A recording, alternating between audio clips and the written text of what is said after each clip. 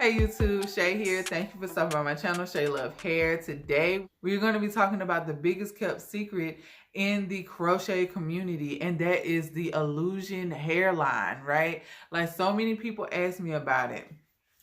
I tried to do this illusion hairline on my own head. It proved to be quite difficult, I ain't gonna lie. So I was gonna try to get a model, and the model that I had in mind called me and asked about, of course, me doing her hair, but she wanted what did she want? What was it? She wanted passion twist. So that was out. So I did her passion twist and moved on. So I didn't really have another model that I wanted to use. So therefore, I called for my old faithful. Y'all know her. Say hey, girl. Anyways, so today we're going to be talking about the illusion hairline. We're going to also be talking about illusion parts. I'm going to do it here on Bonquiqui. This way, I don't have to do a whole head. Praise God. But I'll be able to show you guys what it's all about. I'm not doing it on my own head because it's a little bit more work and I'm just not there yet. Like, I ain't got the time. But I can show you guys how it's done so y'all can try it yourselves. So, I am not the inventor of this. Let's just go ahead and say that. It's a homegirl on Instagram that showed the technique. I can't remember her name, but I will put it in the description box. And if it's possible for a link, I'll try to put that down there as well, okay? But if you have any questions, then you can hit me in the comment section. And of course, I answer them as soon as I can. But for now, I'm going to take her hair down. And then I'll be back and show you guys how to get this hairline popping. Okay, so I'm just using some old Marley hair. I had in my hair closet. Yeah, I have a hair closet, and I'm not ashamed.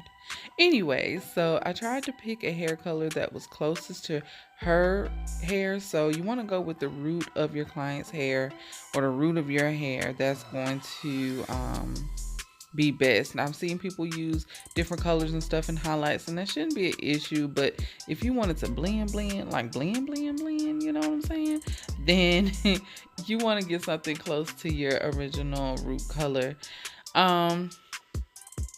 Now there, I am using 3 strands of the Marley hair because y'all know how that Marley hair do. Like, it sticks together so hard, and it's really hard to split up and to keep it split up. So when you're dealing with regular crochet hair, you can split the strand in 3 instead of just using 3 whole strands. I hope that makes sense. But anyway, I'm basically just braiding it into the scalp like I would with regular braiding hair, while leaving half of the strand out to cover the hairline. Now on that very first one over there, I believe I started too far back with the hairline, but I'll show you the difference so you'll know how it's not supposed to look versus how it is supposed to look.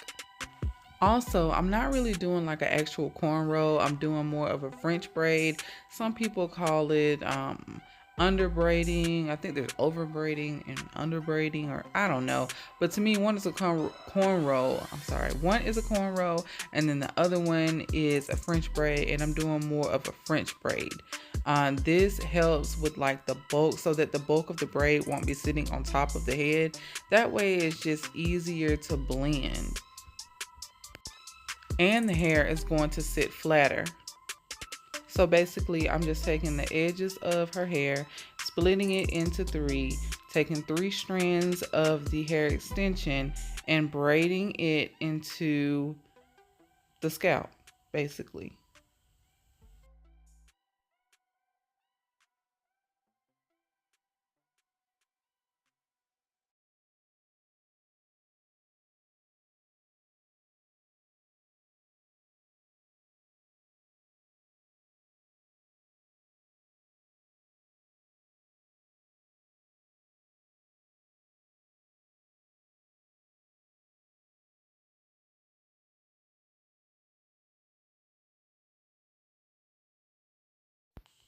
So far, this is what we got.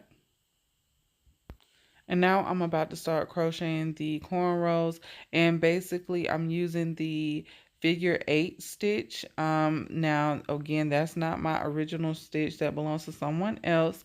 But I do have a video detailing all kinds of different knots you can use. This is one of them, and then it also has the originator's information in the description box. So look for my video about the different kinds of crochet knots. I'll put it in the description box as well. But basically, this knot creates a knotless part on both sides of the cornrow.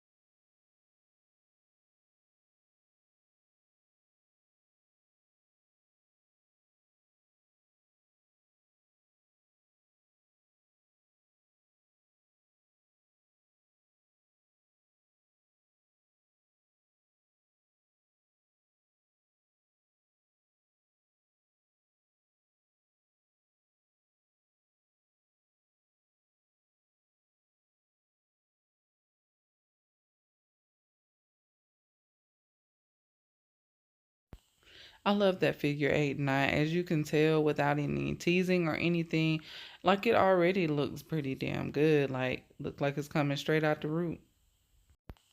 And this is what we have so far. Y'all see that hairline? That was cute, huh? But I can still see on the other side where we started way too far back, and you can definitely tell a difference in that first one versus all the other ones. But what I'm going to do now is just pick out some of the hairs, just some fine ones. And no, we are not going to baby hair that. Do not do that. Please do not do that. But all I'm doing is pulling it out. I'm going to trim it. I'm going to comb it back into the main portion of the hair, and then I'm going to tease it.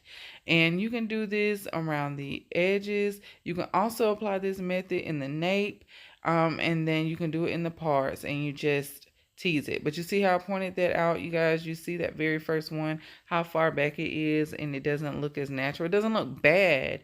It's just not as natural as the other ones look. But see, now I'm just about to tease it and basically just apply the sauce, basically. So I'm going to let y'all continue to watch, and I'll be back.